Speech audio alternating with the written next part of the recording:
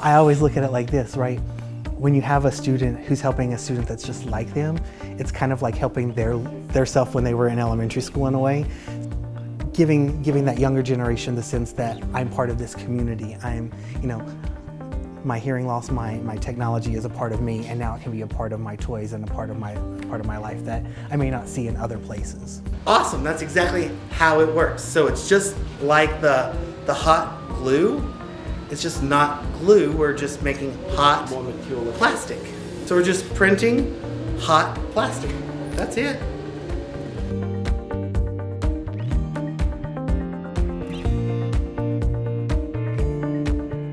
He's trying to have the deaf and hard of hearing kids to make it hearing aids like this, so they can make it for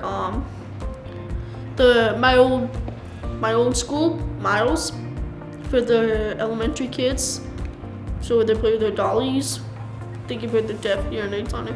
So teaching them how to use a 3D printer and then making those replica cochlear implants and hearing aids so that they're just plastic, but they're just replicas of what they have, and then letting them give them to students who have hearing loss in elementary school. So it's kind of like giving back to their own community as well, and building community within our schools. But what toy would a kid maybe want to put that on?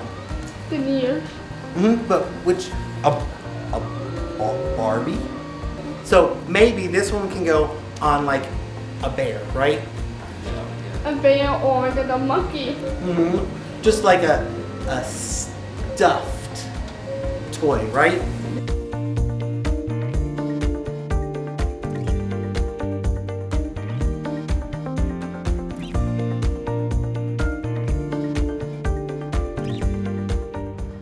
I was so glad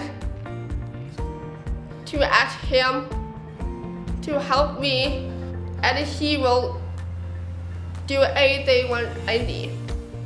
A little later, when we're done, we're gonna have a field trip to Miles, my old school, and we're gonna go to the elementary or kindergarten, and we're gonna give those to the deaf people.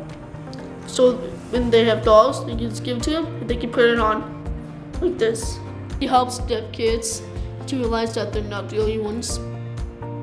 Thank you, Lily, for helping me understand.